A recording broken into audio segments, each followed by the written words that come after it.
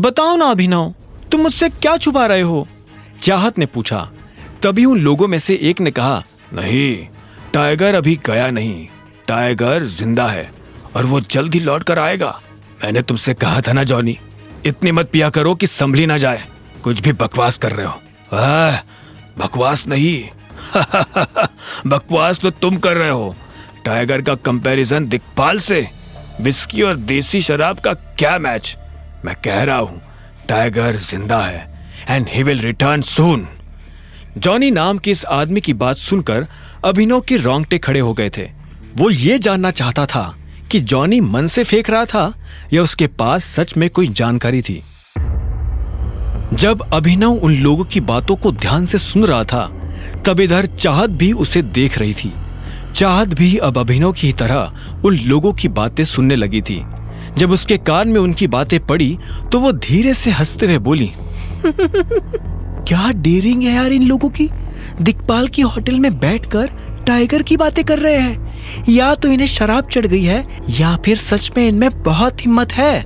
इतना कहकर चाहत फिर से अपनी कुर्सी पर आराम से बैठ गई थी, लेकिन अभिनव अभी भी उनकी बातें सुन रहा था। टाइगर सबसे बेस्ट है। इंडिया में तो क्या, आउट ऑफ इंडिया भी कोई उनका मुकाबला नहीं कर सकता। दिक्पाल तो दूर दूर तक नहीं, जॉनी ने कहा। उसके मुंह से ये सुनते ही एक आदमी ने जॉनी के मुंह पर अपना हाथ रखा और बोला, तुम्हारा टाइगर को लेकर जो ये प्यार है ना, ये तुम्हारी जान ले लेगा प्यारे। जैसे ही दूर बैठे अभिनव ने यह सुना तो उसके चेहरे पर मुस्कान आ गई। इतने में तीसरे आदमी ने कहा, हाँ यार, ये जॉनी हमें मरवा देगा। मुझे लगता है कि हमें यहाँ से निकल जाना चाहिए। तभी अभिनव की नजर एक काले सूट पहने आदमी पर पड़ी। उसने आंखों पर चश्मा लगा रखा था और काफी देर से उन तीनों को देख रहा था। जैसे ही वो तीनों आदमी अपनी जगह से उठकर वहां से बाहर निकले, वो आदमी भी उनके पीछे पीछे जाने लगा। जब वो अभिनव के बगल से निकला तो अभिनव ने देखा कि उसके पास एक बंदूक थी। अभिनव को यह समझने में देर नहीं लगी थी कि वो दिक्पाल का आदमी था। अभिनव को यह भी समझ में आ गया था कि कुछ ही देर में उन तीनों लड़कों के साथ यह आदमी क्या करने वाला था। अभिनव! जब अभिनव अपने ही ख्यालों में खोया हुआ था, तभी चाहत ने चिल्लाते हुए कहा और उसे उसके ख्यालों से बाहर निकाल दिया। अभिनव ने उसे देखा और बोला, क्या कह रही थी तुम? तुम मेरी दोस्त से झूठ बोल रहे हो। कौन सी दोस्त? अनन्या! चाहत ने जोर देते हुए कहा।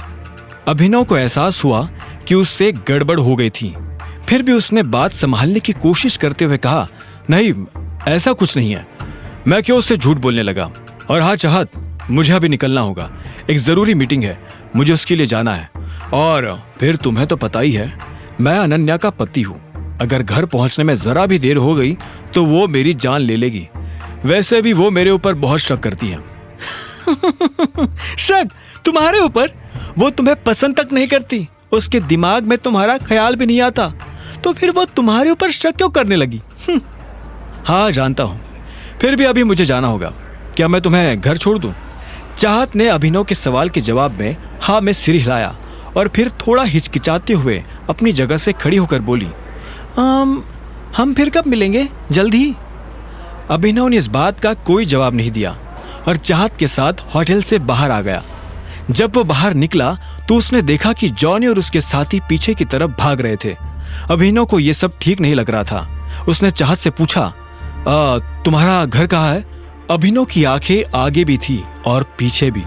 चाहत ने कहा, मुझे बस यही पास ही उतार दो, मुझे वहां एक छोटा सा काम है, मैं वहीं से निकल जाऊंगी। कुछ देर के बाद जब अंधेरा होने लगा, तब अभिनव की गाड़ी उन लोगों के पास जाकर खड़ी हो गई थी जो एक आदमी को घेर कर खड़े थे। उन लोगों के पास पहुंचकर अभिनव को पता चला कि वो लोग उस लड़के को मार रहे थे। रुको! इतने में अभिनव ने चिल्लाते हुए कहा। उसकी आवाज सुनकर सभी रुक गए और पलटकर देखने लगे।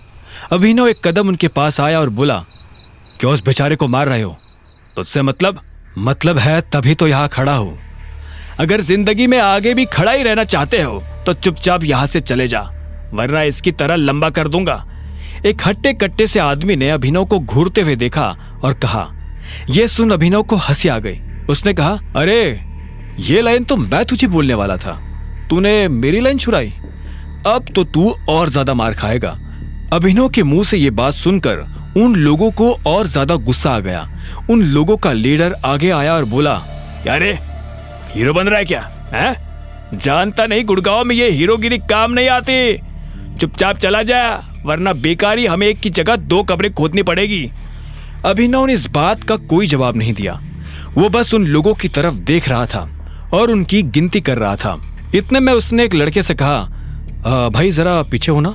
हाँ, वो लड़का पीछे हटा तो आखिर में अभिनव ने अपनी गिनती पूरी कर कहा, हाँ, अब कब्रिस्तान वालों को फोन करके बोल दो कि वो 2 नहीं 20 कब्रें खोद कर रखे।